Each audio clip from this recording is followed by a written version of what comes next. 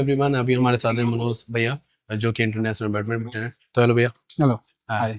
तो आपको यहाँ शॉप पे आके कैसा लग रहा है भैया? नहीं, बहुत नए नए कलेक्शन है, नई नई चीजें हैं, देख के अच्छा लग रहा है। इवन मैं भी सिलेक्ट ही कर रहा था अभी, ओके है ना। तो अभी हाल में आप किस रैकेट से खेल रहे हो? मैं अभी नैनो फ्लेयर 100 जर्जेट से खेल रहा हूँ, Okay. 1000 जर्जेट।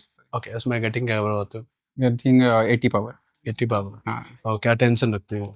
29 to 30। तो कोई फर्क लगता है आपको हाई टेंशन या लो टेंशन में बनाने में? हाँ, थोड़ा डिफरेंस तो होता ही है, आपके साउंड में भी फर्क रहता है और बैलेंस पे भी रहता है, ओके। स्टॉप पे भी रहता है। अगर बड़े हॉल से तो उसमें फर्क पड़ जाता है। तो ऐसा ऐसा भी होता है कि कोई हाई प्लेयर के साथ खेलते हो तो गटिंग में थोड़ी बदलाव होता थोड़ा सा बदलाव एज अ हाई प्लेयर के नहीं, हाई कोर्ट के हिसाब से खेलते हैं। अगर कोर्ट Okay. थोड़ा फास्ट है तो Okay. हल्का सा डाउन रखते हैं गट, है? ओके तो वहाँ पे चेंजिंग करते हैं थोड़ा सा। ओके। अच्छा लगे। तो क्या फील है इसमें, मतलब आपको क्या कंफर्ट जोन? पावर का फील मुझे बहुत अच्छा लगा कि Okay. इसमें जो पावर जनरेट है, थ्रो और फॉलो बहुत अच्छा है इसका। Okay. कि सपोज आप शॉट थोड़ा लेट लेने में हो गए तो उसमें आप रिस्ट से अच्छा फॉलो कर सकते हैं। बहुत सारे रैकेट इसमें है जैसा है जिसमें फॉलो थ्रो बहुत बेकार है, इसका बहुत ठीक है उसमें। Okay, And तो अच्छे शूज हैं। ओके सबसे मेन तो अच्छे शूज हैं। ओके। और शटल मुझे नहीं लगता यूनिट से अच्छी किसी के पास है। किसी के पास नहीं है। ये सच्चाई है। ओके, अगर प्रैक्टिस टाइम पे आपके कितने शटल के बॉक्स चले जाते हो?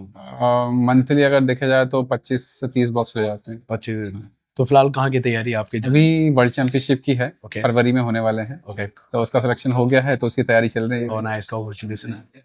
और जब आप खेलते हो, जैसे टूर्नामेंट खेलते हो, तो क्या फील रहता है जब कोर्ट पर उतरने से पहले, कोर्ट से उतरने से पहले क्या सोचते हो माइंड में? कोर्ट में अगर देखा जाए, जब भी हम टूर्नामेंट खेलने जाते हैं, किसी भी छोटा हो बड़ा हो, अच्छे मैचेस हो बुरे मैचेस हो, जैसे लाइक कई भी लाइट मैचेस भी मिल जाते हैं, तो हमेशा एक ही चीज रहती है दिमाग में कि मेरे जो पुराने पास के जो अच्छे मैचेस है ना, मैं उनको याद करता हूँ। ओके। ताकि मेरा जो मोटिवेशन रहे मेरे अंदर जो चल रहा है चीजें, क्योंकि कई बार डर भी लगता है, फिर सारे प्लेयर को डर लगता है, मुझे भी लगता है। तो बस वही चीज फील करता हूँ कि मैंने ऐसे मैच भी निकाले हैं कि जो मैं हार रहा हूँ। Okay. तो उन चीजों को याद रखता हूँ ताकि मैं मोटिवेट रहूँ और फिर मैं अंदर जाता हूँ तो शुरू से एंड तक एक ही फ्लो चलता है। 2018 एशियन गेम्स का मुझे लगता है पूरा स्टेडियम फुल था। इवन हमारी बैठने की जगह नहीं थी, प्लेयर्स की बैठने की जगह नहीं, इतना फुल था वो। और की बात है 2018 एशियन गेम्स के जो सबसे मुझे लगता है सबसे ज्यादा भीड़ जहाँ पे थी, मतलब पूरे वर्ल्ड में। ओके। मतलब हमारे गेम्स में तो जब हम लोग खेल रहे थे तो मुझे अंपायर की आवाज सुनाई नहीं दे रही थी। इंडोनेशिया से मैच था, इंडोनेशिया में टूर्नामेंट था और मुझे उसकी अंपायर की आवाज सुनाई नहीं दे रहा था। हर बार मुझे मुड़ के देखना पड़ रहा था टीवी पे कि स्कोर क्या चल रहा है। स्कोर कैसे? ऐसे कंडीशन में मुझे उस दिन एक फील हुआ कि सबसे ज्यादा इंपॉर्टेंट क्या है पता है, आप जब कोर्ट में खेल रहे हो तो आप एक एक पॉइंट के लिए खेलते रहो, एक एक पॉइंट के लिए खेलते हो। क्योंकि क्या होता है, डिस्ट्रैक्ट होते हैं। अगर आपने बाहर देख लिया तो 100% डिस्ट्रैक्ट होंगे। यस। देखना ही नहीं है, तो और खास करके ओपोनेंट के कोच को भी नहीं देखें। तो अब फिलहाल कोचिंग कहाँ कर रहे हो? अभी गौरव सर के एकेडमी में कर रहे हैं, JKHPS से। ओके। गौरव सर ने मतलब कैसी तैयारी होती है वहाँ पे? तैयारी बहुत अच्छी चलती है। आप मैं कहूँगा जैसे सब कुछ है वहाँ पे। ओके। हाँ, मतलब छोटे से लेकर बड़े से लेकर आपके सारी सारी फैसिलिटी मिल जाएगी। मतलब सब कुछ, जिम से लेकर सोना से लेकर स्टीम बाथ से लेकर सारी फैसिलिटी मिलेगी। रिहाब सेंटर भी बहुत अच्छा बना रखा है। कितने घंटे आप टाइम देते हो अपनी प्रैक्टिस को? 6 से 6.5 घंटे चलता है अगर एज पर जिम शेड्यूल भी देखेंगे तो। ओके, तो पूरा जिम का जो शेड्यूल रहता है आपका, वो अदर डे अदर टाइम पे हाँ बिल्कुल। क्या रहता है वैसे मंडे? अगर देखा जाए तो एक दिन स्ट्रेंथिंग अपर रहता है, एक दिन लोअर स्ट्रेंथ रहता है, देन उसके बाद एक दिन कोर का रहेगा, फिर एक दिन मेडिटेशन रहेगा, एक दिन योगा भी रहता है, हमारा प्राणायाम भी रहता है। तो सारे दिन का अलग अलग शेड्यूल रहता है वो। ओके।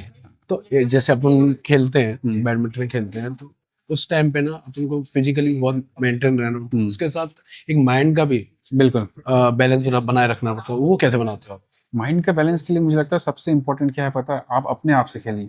ओके। क्योंकि होता क्या, कई बार लोग ना क्या करते हैं कि उस ऑरा को नहीं समझ पाते। आपको खेलना किससे, शटल के साथ, ओके। ओपोनेंट के साथ नहीं, क्योंकि ओपोनेंट तो चेंज होते रहेंगे, शटल तो वही है। यस। तो आपको फील करना है कि आपको इस शटल के साथ खेलना है। अगर आप शटल के साथ खेलने लग गए तो आप मैच अपने आप जीतते चले जाएंगे। हाँ, ये बहुत अच्छी बात लगी। ये शटल के साथ खेलना है, अपोनेंट के साथ नहीं खेलना है। तो अपना जो एकेडमी का है, तो जो एकेडमी में आप खेलते हो तो शटल कौन प्रोवाइड करता है? ऐसा एकेडमी प्रोवाइड करती है? एकेडमी सर प्रोवाइड करती है, तो टॉप्स भी मदद कर देती है, यूनेक्स भी मदद करती है। अच्छा, सबका सबका रोल रहा है उसमें। तो अभी तक का आपका टफ मैचेस कौन सा रहा है? टफ मैचेस तो बहुत सारे हैं ऐसे फिर भी आपको याद रहा हो कि यार ये तो बाल बाल बच्चे हैं। मैं ओलंपिक 2024 वाला ही बताऊंगा, पैरा ओलंपिक 2024 का, जो नितेश के साथ मेरा पहला मैच ही था। नितिन भैया। मैं इतना ज्यादा एग्जॉस्ट हो गया था उस मैच में कि दूसरा मैच की मेरी बैंड बज गई।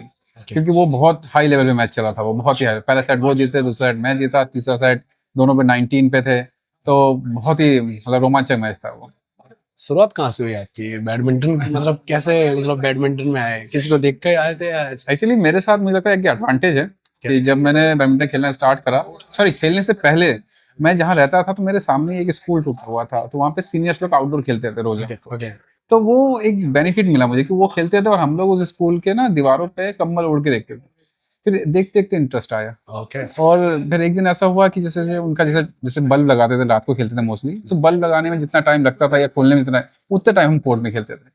फिर मम्मी की साड़ी लगा के हमने खेलना स्टार्ट करा। फिर पहले जमाने में आपने अगर देखा होगा शटल सारी निकल जाती थी, हाँ तो हम लोग क्या करते थे, जो क्रॉक में फेविक्विक से जोड़ के, फेविक्विक तो होता नहीं था उस टाइम पे, फेविकॉल या ग्लू, ग्लू उससे जोड़ के फिर हम लोग खेलते थे। तो ऐसे स्टार्ट हुआ गेम। तो आप यूनिक सपोर्ट कर रहे हो। अब मैं यही बता रहा हूँ, 10 रुपए के रैकेट से खेलते थे और आज ये 15-16 हजार के रैकेट से खेलते हैं। तो ये होता है मेहनत करने का नतीजा। बिल्कुल तो आपने जो डेडिकेट किया 8-8 जी। घंटे लगाए हैं, उसका आज आपको फल भी मिल रहा है। बिल्कुल। तो thank you so much thank भैया, you thank you so much.